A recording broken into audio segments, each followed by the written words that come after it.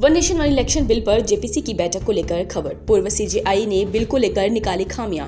पूर्व CJI justice Chandrachud और JS Kher ने चुनाव आयोग को मिल रही है असीमित शक्तियों पर उठाए सवाल। लोक जनशक्ति पार्टी रामविलास के अध्यक्ष और केंद्रीय मंत्री चिराग पासवान को मिली जान से मारने की धमकी। इंस्टाग्राम पर मिली धमकी, पुलिस ने एफआईआर दर्ज कर मामले की जांच को शुरू कर दिया है। एयर इंडिया विमान हादसे को लेकर खबर। एआईबी ने जारी की विमान हादसे की जांच रिपोर्ट में पता चला टेक ऑफ के बाद प्लेन के दोनों इंजन हो गए थे fail. Tennis coach Radhika Yadav के मामले में बड़ा अपडेट। आरोपी पिता को आगे की पुलिस हिरासत के लिए कोर्ट में पेश करेगी गुरुग्राम पुलिस और समाज के थानों से त्रस्त होकर पिता ने ली थी बेटी की जान। बिहार चुनाव को लेकर हलचल तेज। सीट बंटवारे सहित तमाम मुद्दों पर महागठबंधन की अहम बैठक आज पटना में तेजस्वी यादव के आवास पर होगी बैठक।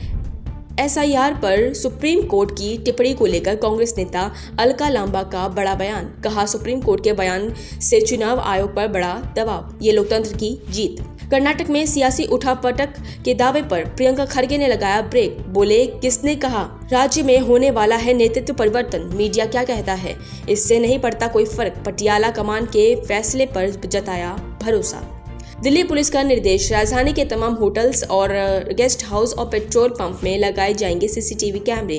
स्वतंत्रता दिवस से पहले सुरक्षा के मद्देनजर लिया गया है फैसला। शुभांशु शुक्ला की वापसी को लेकर बढ़ी खबर। 14 जुलाई को छोड़ेंगे स्पेस स्टेशन, 15 को कैलिफोर्निया के पास समंदर में उतरेंगे शुभांशु शुक्ला। कांग्रेस अध्यक्ष मल्लिकार्जुन खड़गे का पोस्ट। मोदी सरकार की शिक्षा नीतियों पर उठाए गए सवाल। बोले, बेनतीजा रहे एग्जाम वॉरियर्स और परीक्षा पे चर्चा जैसे कार्यक्रम। उत्तर कोरिया के करीब अमेरिका ने उड़ाए B-52 बम वर्षक विमान। अमेरिकी सहयोगियों ने भी दिखाए तेवर। तीसरे विश्व युद्ध का मंडराया खतरा। एप्स्टीन सेक्स स्कैंडल के फाइल पर ट्रंप प्रशासन में विवाद। एफबीआई के डिप्टी डायरेक्टर डैन पेजिनो दे सकते हैं इस्तीफा। मस्क ने इस मामले में राष्ट्रपति ट्रंप पर लगाए थे आरोप। पाकिस्तानी सेना पर बलूच विद्रोहियों का कहर जारी। 50 जवानों की गई जान। आईएसआई ने 9 एजेंट भी मारे गए। बीएलएफ का दावा, 72 घंटे का ऑपरेशन बम सफल। पाकिस्तान में अगले महीने होने वाला है बड़ा विरोध प्रदर्शन।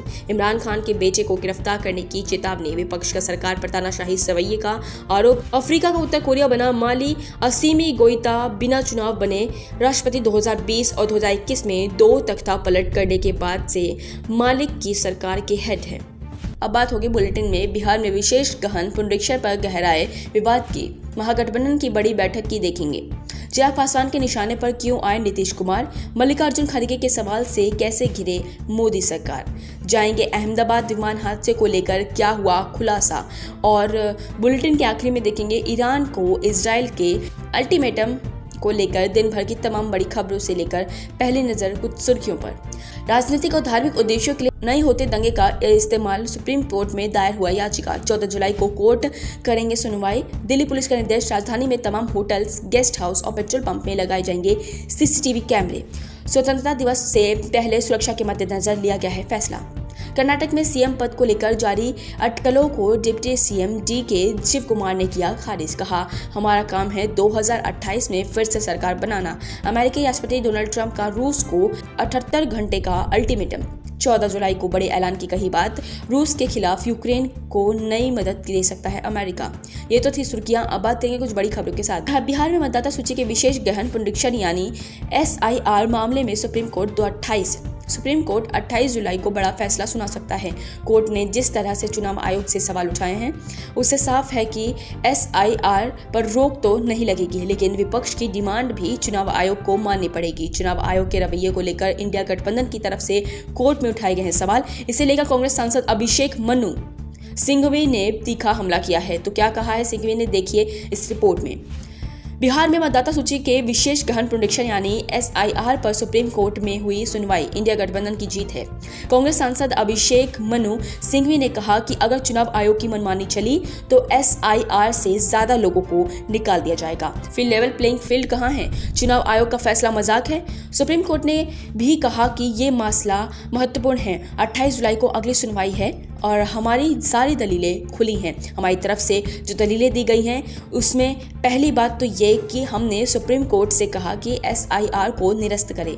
सिंघवी ने चुनाव आयोग के दावों पर सवाल किए, जिसमें SIR के लिए सिर्फ चुनाव आयोग लोगों से नागरिकता का सबूत मांग रहा है और इसकी जिम्मेदारी भी आम जनता पर डाल दी गई है। अगर कोई व्यक्ति अपने जन्म प्रमाण पत्र या अपने पिता के जन्म का प्रमाण पत्र और अगर दोनों जन्म से भारतीय नागरिक हो तो ये सबूत नहीं दे पाता है तो उसे वोटिंग लिस्ट में से भी शामिल नहीं किया जाएगा। सबसे बड़ी बात तो ये है कि कानून में बदलाव कर रही है कि कानून में बदलाव नहीं किया जा रहा बल्कि प्रशासन के आदेश पर हो रहा है।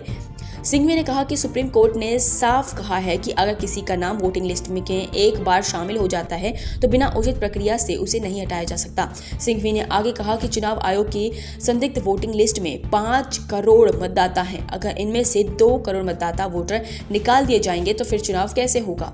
चुनाव के लिए लेवल प्लेइंग फील्ड चुनाव और वोटर का सबसे अहम आधार है। ये लोकतंत्र का आधार है और संवैधानिक मूल ढांचे का आधार है। ये पूरी प्रक्रिया बहुत ही खतरनाक और अजीबोगरीब है। सिंघवी ने कहा कि हमने सुप्रीम कोर्ट में ये भी सवाल किया है कि आज रेल टिकट से लेकर हवाई टिकट, अस्पताल, यूनिवर्सिटी, हर जगह आधार कार्ड लगता है। चुनाव आयोग ने भी आधा वोटर ID कार्ड जारी किया है। इसके अलावा तीसरा राशन कार्ड जो हर घर में लोगों के पास होता है, लेकिन चुनाव आयोग कहता है कि इन तीनों को नहीं मानते। सिंघवी ने कहा 2003 में यह प्रक्रिया हुई थी। इसके बाद से बिहार में 10 चुनाव हो गए, 5 लोकसभा, 5 विधानसभा। इन चुनावों में चुनाव आयोग को कोई आपत्ति नहीं थी, तो इस बार क्यों है चुनाव। दूसरा, जब 2003 में यह प्रक्रिया बिहार में हुई तो विधानसभा चुनाव 2 वर्ष दूर था और लोकसभा चुनाव 1 वर्ष दूर था। इस बार जब चुनाव में कुछ ही महीने बचे हैं तब यह प्रक्रिया क्यों की गई है।